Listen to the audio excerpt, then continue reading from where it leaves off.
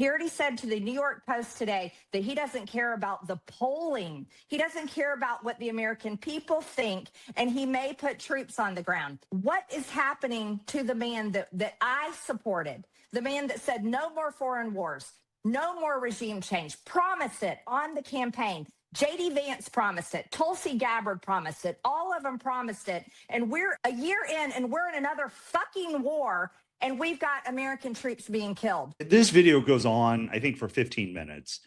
It is damning. It really gets at the heart of where MAGA is feeling right now. They are in complete meltdown mode. Matt, what do you make of all this?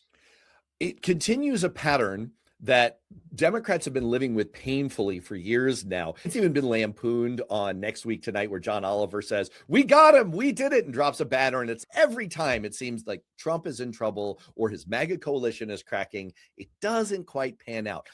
But the signs have been building that this time is potentially a little bit different. You have Tucker Carlson calling the strike in Iran absolutely disgusting and evil. Megyn Kelly said on her podcast that American troops shouldn't die for foreign interests, criticizing the entire justification for the war. Conservative commentator Matt Walsh also blasted the administration's messaging, saying he can't take the gaslighting.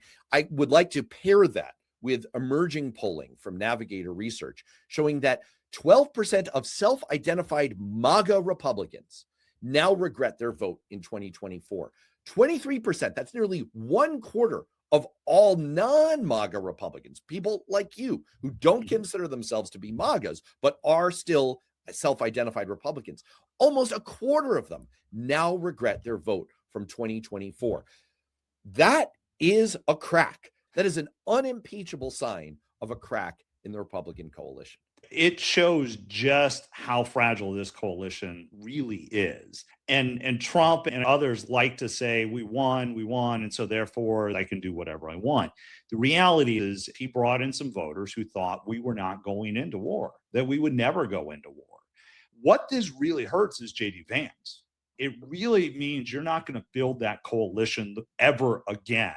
And somebody like Vance isn't going to be able to survive. Trump himself has said, I am MAGA. He has defined it as it's whatever I say, it's whatever I want. But he's really stress testing it. You've got the Epstein files, you've got the war betrayal. We're really testing in real time how far he can push his own coalition.